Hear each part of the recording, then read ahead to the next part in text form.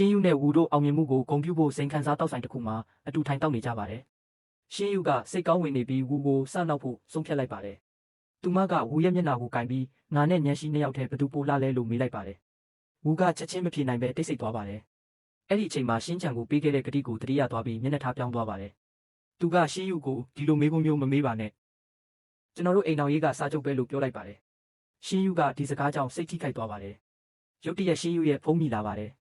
မာလင်ကဖုန်းဆက်ပြီးတယောက်ယောက်ကကုမ္ပဏီဒေတာတွေဟက်လုပ်နေတယ်လို့အကြောင်းကြားပါတယ်။ရှင်းယူနဲ့ဝူတို့ချက်ချင်းကုမ္ပဏီကိုပြန်သွားကြပါတယ်။စာဘာခန်းထဲမှာဝူကတေချာစစ်ဆေးပြီးလင်းလင်းထောင်ထားခဲ့တဲ့ USB flash drive တစ်ခုကိုတွေ့ပါတယ်။အဲ့ဒီ USB ကနေကုမ္ပဏီစနစ်ထဲဝင်ရောက်ဖို့စူးစမ်းထားတာဖြစ်ပါတယ်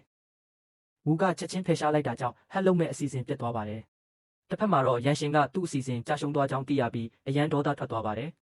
သူကသူ့အတွင်းရေးမှုကိုဝူရဲ့နာမည်ကိုအလိုရှိသူ website ပေါ်တင်လိုက်သူ့ကိုတတ်နိုင်သူကိုစုကြီးပေးမယ်လို့အမိန့်ပေးပါတယ်။နောက်တစ်နေ့မှာမာလူက website ပေါ်မှာဝူရဲ့နာမည်ပါလာတာကိုတွေ့ပြီးအံ့ဩသွားပါတယ်။သူကဝူစီပြေးလာပြီးပြောပေမဲ့ဝူကတော့အေးဆေးစွာအိပ်ပျော်နေတော့မှာပဲ။အဲ့ဒီညမှာအလီပြန်ပေါ်လာပါတယ်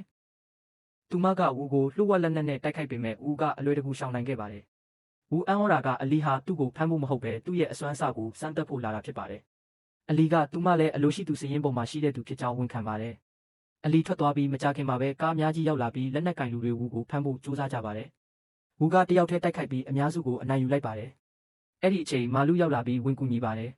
။တိုက်ပွဲအပြီးမှာမာလူတန်ရာရသွားပေမဲ့ဝူကိုတတိပေးပါတယ်။မင်းရဲ့ခေါင်းပေါ်စုကြီးပို့တိုးသွားပြီးဒါကြောင့်လူတိုင်းမင်းကိုလိုက်ရှာနေကြတာလို့ပြောပါတယ်။ဝူကတော့ဘသူကဒီရာအားလုံးရဲ့နောက်ွယ်မှာရှိနေတာလဲဆိုတာမသိသေးပါဘူး။တစ်ဖက်မှာရှင်းယူရဲ့ဦးလေးနှစ်ယောက်ကကုမ္ပဏီအာဏာအတွက်အချင်းချင်းညှင်းခုန်နေကြပါတယ်။သူတို့ကရှင်းယူရဲ့ဆုံးဖြတ်ချက်တွေကိုမကျေနပ်ကြပါဘူး။အထူးသဖြင့်ကြံကရန်ရှင်နဲ့ပူးပေါင်းပြီးနောက်လာမဲ့ဒရိုက်တာမီတင်မှာရှင်းယူကိုဖယ်ရှားဖို့စီစဉ်နေပါတယ်။နောက်တစ်နေ့မှာရန်ရှင်ဟာညံရှိနဲ့စိတ်ကမ်းမှာတွေ့ဆုံပါတယ်။သူကရှင်းယူနဲ့ဝူအကြောင်းမကောင်းတဲ့တွေပြောပြီးညံရှိကိုအထင်လွဲအောင်လုပ်ပါတယ်။ပြီးတော့ဝူနဲ့ပိုနီးဆက်အောင်စူးစမ်းပါလို့မြှောက်ပင့်လိုက်ပါတယ်။ညံရှိကလည်းဝူအပေါ်စိတ်ဝင်စားနေတာကြောင့်ဒီစကားတွေကိုယုံသွားပါတယ်